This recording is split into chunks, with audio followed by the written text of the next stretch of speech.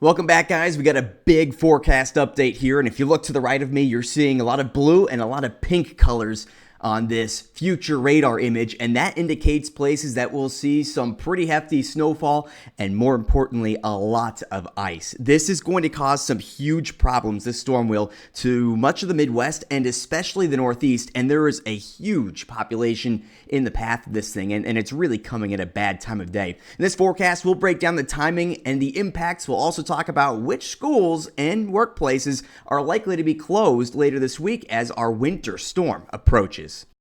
We're going to dive straight into the forecast here, but before we get there, just consider subscribing. I'm a meteorologist, and if you have any questions, you can always drop them in the comments. But let's jump in, and we're going to waste no time. I'm starting with our future radar here as we get into Wednesday afternoon and evening, and you're seeing our storm actually already developing out here across portions of the Midwest. Those pink colors indicating where there may be some light freezing rain, and even just a little bit can cause that icy glaze, causing a lot of problems for travel. We also have the chance for some light snow in states like Minnesota and Wisconsin, and some rain farther south. But as I move this overnight, we're going to see that ice and snow especially begin to move farther to the north and east. You're seeing portions of Indiana and Ohio, which may see impactful levels of ice, especially in the northern half of those states and even into southern Michigan as well. But it's as we get into Thursday morning, of course, right when we get to some of our most busy travel areas, that we see our ice and snow begin to take over. That's going to be in the Northeast, and you can see across Pennsylvania here, especially really right along the mountains, we're going to see that chance for some ice. So here are our mountains right here, and the ice showing up right on the eastern side of them and right in the middle of them. Part of that is due to cold air damming, which we'll get into here in a moment. But as we move this farther into Thursday, it's not just the mid-Atlantic, but much of the Northeast that's going to be facing ice, and in the Northeast, more snow. So travel impacts all across the board. Personally, I'm more concerned about that ice, but the snow is still going to be a big factor in the Northeast, where upwards of 6 inches will fall, and we'll see that as we get later into Thursday as well. So this is a 24-hour event, and it only really begins to move out here. This is now Thursday evening, and on the backside, still the chance for some snow and ice getting into the early hours of Friday as well. I mentioned, though, cold air damming. I want to just give you an idea of what that is and partially explain what we're looking at. So a bit of science here. Won't last too long on this, but I want to show you what we're looking at and what I'm looking at as a meteorologist. And what you're seeing is everything inside this blue line, those are temperatures that are warmer than 32 degrees. Point A, this is Pittsburgh right here, more or less. Point B, this is Boston. It's a slice, like a slice of cake through the atmosphere. But what you can note here is where you have the ground touching temperatures that are warmer than 32, this is going to be rainfall. The problem is we have this wedge of colder air and this wedge of warmer air and colder air beneath it. So in this section here, you have rain that falls, all right? This is going to be largely between central Pennsylvania and portions of upstate New York, close to the Massachusetts border. You have rain that falls, and then it reaches this shallow layer of cold air, and it freezes on the ground as ice because it hits the much colder surface. That's why we have such a big concern here, because we have this warm tongue, as we call it, this wedge of warm air in the middle.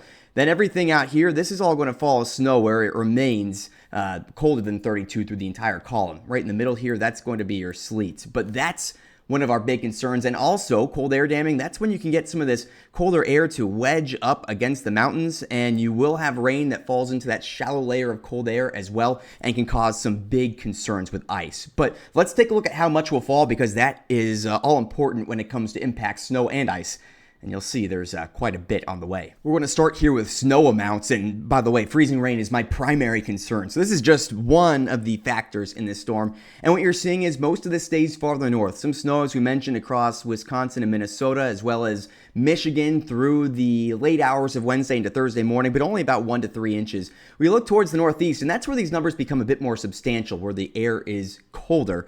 And across really the eastern half of upstate New York into New England, I'm expecting there to be largely 3 to 6 inches of snow. Some more in the mountains, less at the coastline. But that's enough that at least during these peak commute hours to cancel schools and likely close some businesses, at least during the day. I'd expect this to be one of those e-learning days or something like that if schools do that, because the snow is coming at a bad time, even though it's not going to be particularly heavy. But the biggest issue is the ice. And look at just how wide a range of areas this is going to impact. Even where you're seeing these lighter pink colors, anywhere where you're seeing 0.01 to 0.05, that's not much, but that icy glaze is enough to cause a lot of problems, especially on untreated surfaces. Where you're seeing this sort of a brighter pink color, that's where we have a much larger concern with the ice potential, and I expect that that will close a lot of schools and businesses as well on Thursday. What I want to say is that these numbers may be overdone just a little bit, but the impacts nonetheless are actually showing up in this data. You can see across much of Indiana, Ohio, Pennsylvania especially, we're seeing enough ice that it will be very dangerous to travel Thursday morning, and you certainly need to be taking it seriously because it may look like water on the roads, but this is where you get into a lot of accidents because you don't realize it's actually far more slippery than that. I mentioned cold air damming. Cold air is going to be pushed up against the mountains here, creating that shallow layer of cold air near the surface, and that warmer air above, rain, will fall through and then eventually freeze as it hits that colder ground.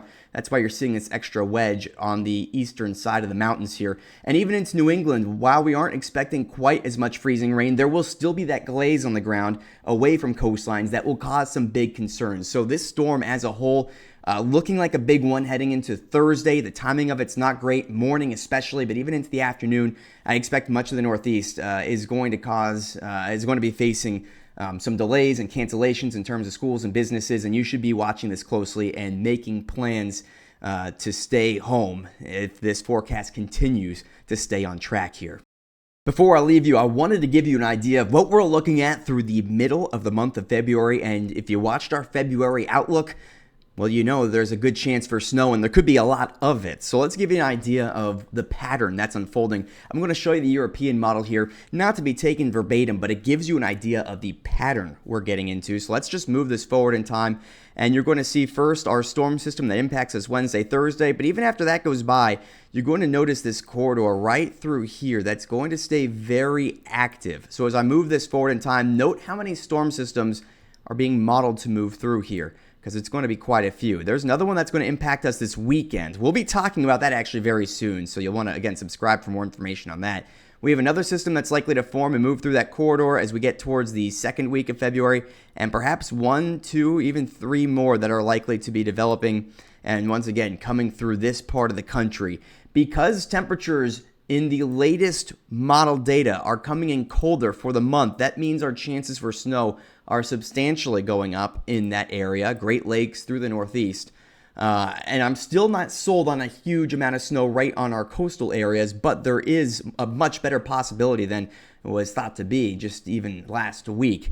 But if I put this in motion again, not to be taken verbatim, this gives you an idea of snowfall chances through the middle of the month. Anywhere you're seeing those pink colors, that's a good chance for above average snowfall. And you're seeing that again across a good chunk of the Great Lakes region and the Northeast, even portions of the Mid-Atlantic getting in on those above average snowfall chances and likely amounts too. Also, our mountains in the west doing extremely well with snowfall, not to be understated. We just saw a huge storm out there, and we're likely to see a lot more activity, especially in the northwest through the middle of this month as well. In the northwest, we'll be talking more about, as I expect that will be one of our harder hit areas in February. But as you can tell, there's a strong signal for snow in the northwest, snow in the northeast, and we'll be watching this forecast very closely, storm by storm and week by week here. And if you are hoping for snow in the northeast, at least statistically speaking, there is a likelihood at a return of positive regression, more snowfall. So we'll keep a close eye on that. And we just have a few more weeks of winter, real winter left, but things are positive in terms of capitalizing.